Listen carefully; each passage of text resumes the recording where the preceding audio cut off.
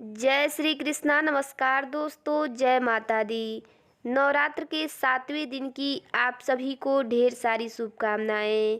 दोस्तों, नवरात्र के 7वें दिन माँ कालरात्रि की पूजा की जाती है। कालरात्रि माँ दुर्गा का 7वां स्वरूप है। माँ कालरात्रि का स्वरूप देखने में अत्यंत भयानक है, लेकिन सदैव अपने भक्तों के शुभ फल देने वाली हैं। इसी कारण इनका एक नाम शुभकारी है।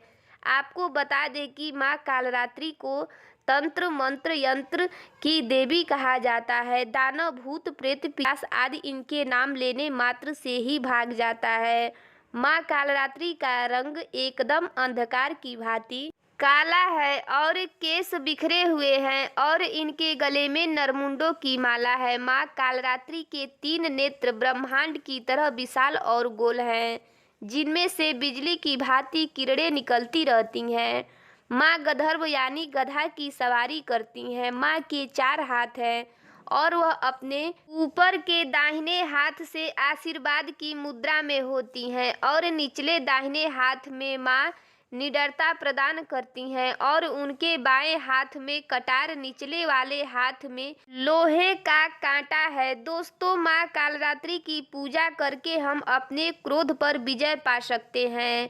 माँ कालरात्रि साधक को ज्ञान देती है कि अपने क्रोध का उपयोग अपनी सफलता के लिए करना चाहिए। एक पौराणिक कथा के मुताबिक दैत्य शुंभ, निशुंभ और रक्तबीज ने तीनों लोकों पर अपना आतंक मचाना शुरू कर दिया। तब देवतागण परेशान हो गए और भगवान शंकर जी के पास पहुँचे। तब भगवान शंकर जी ने देवी पार्वती से राक्षसों का वध कर अपने भक्तों की रक्षा करने के लिए कहा। भगवान शंकर का आदेश प्राप्त करने के बाद पार्वती जी ने दुर्गा का रूप धारण किया और शुंभ निशुंभ का वध किया। लेकिन जैसे ही माँ दुर्गा ने रक्त बीज को मारा तो उसके शरीर से निकले रक्त की बूंदों से लाखों रक्त बीज उत्पन्न हो गए। तब माँ दुर्गा ने माँ कालरात्रि के रूप में अवतार लिया। माँ कालरात्रि ने इसके बाद रक्त बीज का वध किया और उसके शरीर से निकलने वाले रक्त को अपने मुख में भर लिया। आपको बता दें कि माँ कालरात्रि की पूजा के दौरान नीले रंग के वस्त्र पहनने चाहिए। रोज की तरह आप सर्वप्रथम कलश की पूजा करें, इसके बाद सभी देवी देवताओं का पूजन करें और सप्तमी की पूजा अन्य दिनों की तरह ही होती है। सर्वप्रथम आप एक लकड़ी की चौकी पर स्वच्छ वस्त्र बिछाकर माँ कालरात्रि की प्रतिमा स्थापित करें और रोली, अक्षत आदि अर्पित करें। माँ कालरात्रि को कृष्ण कमल का फूल अर्पित करना चाहिए या फिर कोई भी नीले रंग का पुष्प अर्पित कर सकते हैं और माला के रूप में माँ को नींबुओं की माला पहनाएं और माँ कालरात्रि को गुड़ का भोग अति प्रिय है। इसके बाद धूप दीप जलाकर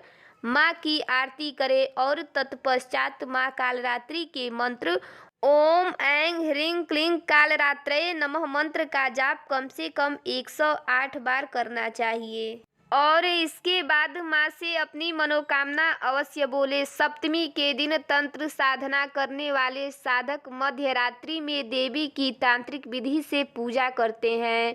माँ की इस तरह से पूजा करने से मृत्यु का भय नहीं सताता है। देवी का यह रूप रिद्धि सिद्धि प्रदान करने वाला है। देवी भगवती के प्रताप से सब मंगल ही मंगल होता है। आपको बता दें कि माँ कालरात्रि की पूजा करने से करियर में आने वाली दिक्कतें दूर हो जाती हैं।